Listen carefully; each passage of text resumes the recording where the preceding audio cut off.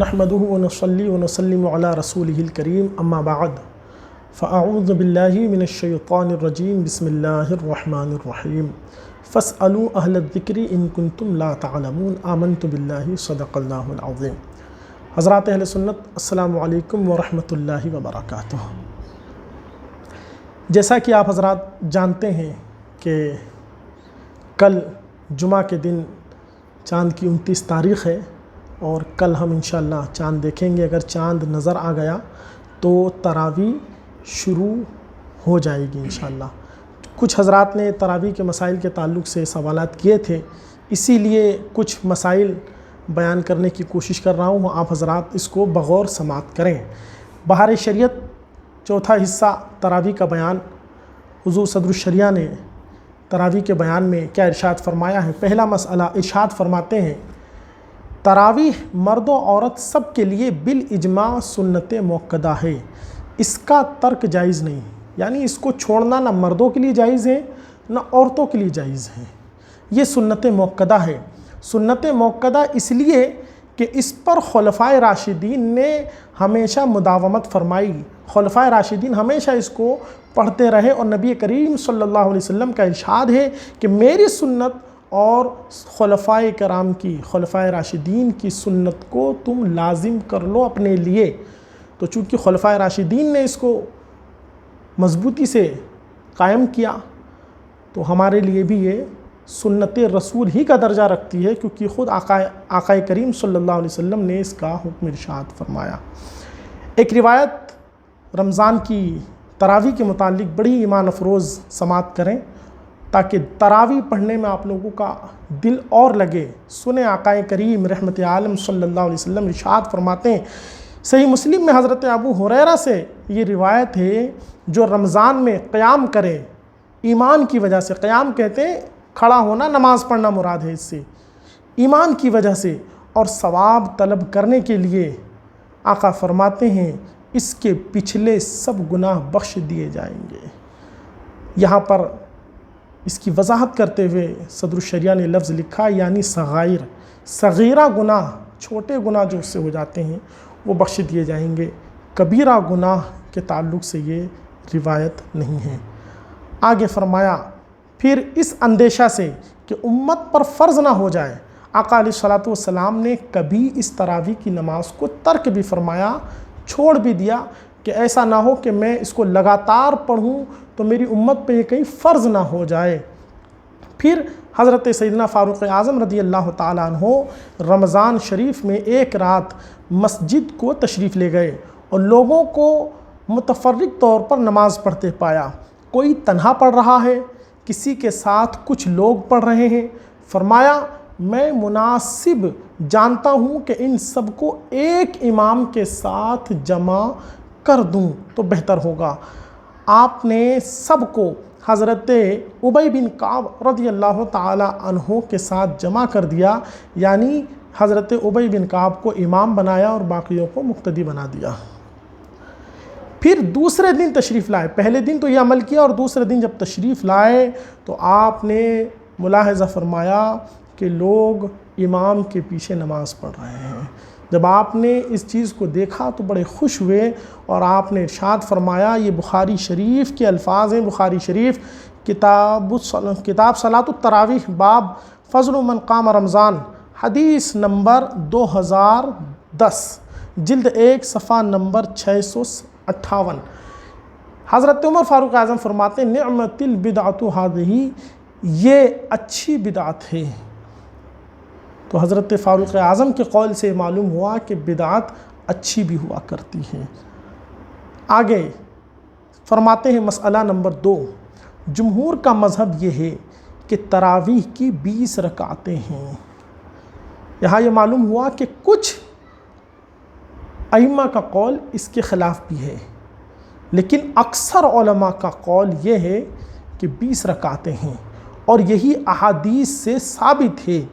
امام بحقی نے بسند صحیح سائب بن یزید رضی اللہ تعالیٰ عنہما سے روایت کی کہ لوگ فاروق اعظم کے زمانے میں 20 رکعتیں پڑھا کرتے تھے، اور عثمان و علی کے زمانے میں بھی یوں ہی تھا، اور معطا میں یزید بن رومان سے روایت ہے کہ عمر فاروق اعظم کے زمانے میں لوگ رمضان میں 23 رکعتیں پڑھتے تھے۔ اس کی وضاحت کرتے ہوئے امام بہقی فرماتے ہیں کہ اس میں 3 رکعتیں وتر کی ہیں اور باقی 20 رکعتیں تراویح کی۔ اللہ اکبر۔ آگے فرماتے ہیں اور مولا علی رضی اللہ تعالیٰ عنہ نے ایک شخص کو حکم فرمایا کہ رمضان میں لوگوں کو 20 رکعتیں پڑھائے۔ سبحان اللہ۔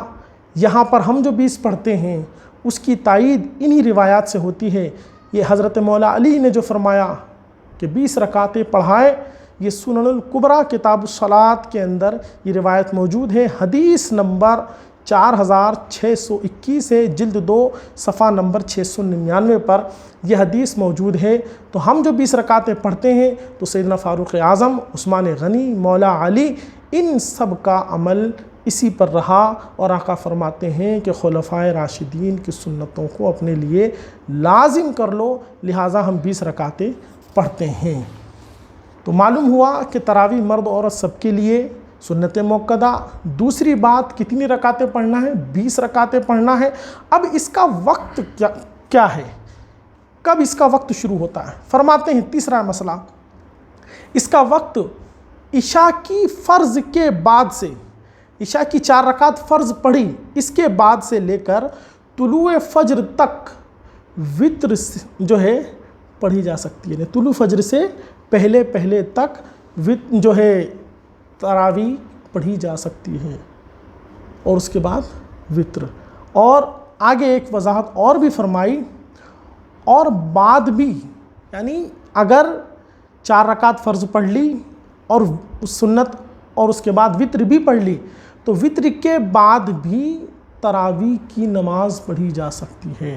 یعنی وتر تراویح سے پہلے بھی ہو سکتی ہے اور تراویح کے بعد بھی ہو سکتی ہے۔ اگر کچھ رکعتیں اس کی باقی رہ گئی کہ امام وتر کو کھڑا ہو گیا، تو امام کے ساتھ وتر پڑھ لے، پھر باقی ادا کر لے۔ ہوتا ہے بیچ میں وضو کی حاجت ہوئی، چلے گئے، کچھ رکعتیں چھوٹ گئی، اب جب وتر کی جماعت کھڑی ہوئی تو فرماتے ہیں کہ وتر پڑھ لے جماعت کے ساتھ، اور اس کے بعد جو رکعتیں چھوٹی ہیں ان کو بھی پڑھ لے۔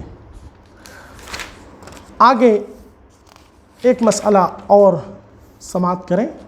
مسئلہ نمبر 28 ہے یہ، اگر عشاء جماعت سے پڑھی، یہ بڑا اہم مسئلہ ہے، اگر عشاء جماعت سے پڑھی اور تراویح تنہا، تو وتر کی جماعت میں شریک ہو سکتا ہے۔ عشاء جماعت سے پڑھی اور تراویح نہیں پڑھی، عشاء کی فرض پڑھ کے کہیں چلا گیا تھا، اور جب واپس آیا تو وتر ہو رہی تھی، لیکن جہاں گیا تھا وہاں اس کو اتنی گنجائش ملی کہ اس نے اپنی تراویح پڑھ لی تھی۔ اب جب واپس وہ مسجد میں آیا ہے اور وتر کی جماعت ہو رہی ہے تو وہ جماعت میں شریک ہو سکتا ہے، اس لیے کہ اس نے عشاء کی فرض جو ہے وہ جماعت سے پڑھی تھی۔ لیکن اگر عشاء کی فرض اس نے جماعت سے نہیں پڑھی اور پوری تراویح امام کے پیچھے پڑھی، لیکن تو وہ وتر کی جماعت میں شریک نہیں ہو سکتا۔ ایک اور مسئلہ اہم جس کے تعلق سے خاص طور سے لوگوں نے پوچھا تھا، اگر کسی وجہ سے ختم نہ ہو، مسئلہ نمبر 39 اگر کسی وجہ سے ختم نہ ہو، جو قرآن کریم مکمل ختم کیا جاتا ہے تراویح میں، اگر کسی وجہ سے ختم نہ ہو تو سورتوں کی تراویح پڑھیں، اور اس کے لیے بعضوں نے یہ طریقہ رکھا ہے کہ الم تر کیف جو صورت ہے اس سے آخر تک 2 بار پڑھنے میں 20 رکعتیں ہو جائیں گی، یعنی الم ترا سے لے کر والناس تک 10 صورتیں ہیں، تو جب یہ ان 10 صورتوں کو ہر رکعت میں پڑھیں گے تو 10 رکعتیں ہو جائیں گی، پھر واپس 11ویں رکعت سے اسی صورت سے واپس شروع کریں گے تو 20 رکعتیں مکمل ہو جائیں گی۔ اس طرح پڑھ سکتے ہیں۔ اب یہاں بعض لوگوں نے یہ سوال کیا تھا کہ جن کو یہ الم ترا سے لے کر آخر تک صورتیں یاد نہیں ہیں تو وہ کیا کریں؟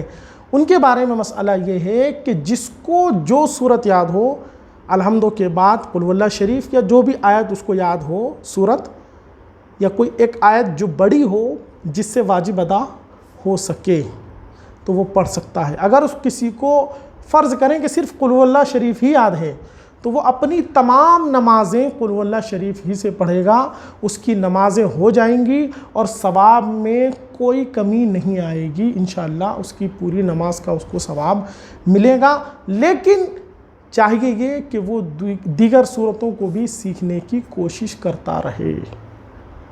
ایک مسئلہ اور، آخری بات، کہ اس وقت چونکہ مسجدوں پر جانے کی اجازت نہیں ہے، گھروں میں لوگ پڑھ رہے ہیں، تو گھر میں 2-4 لوگ جو رہتے ہیں اگر وہ جماعت کر لیں تو کیا جماعت کر سکتے ہیں؟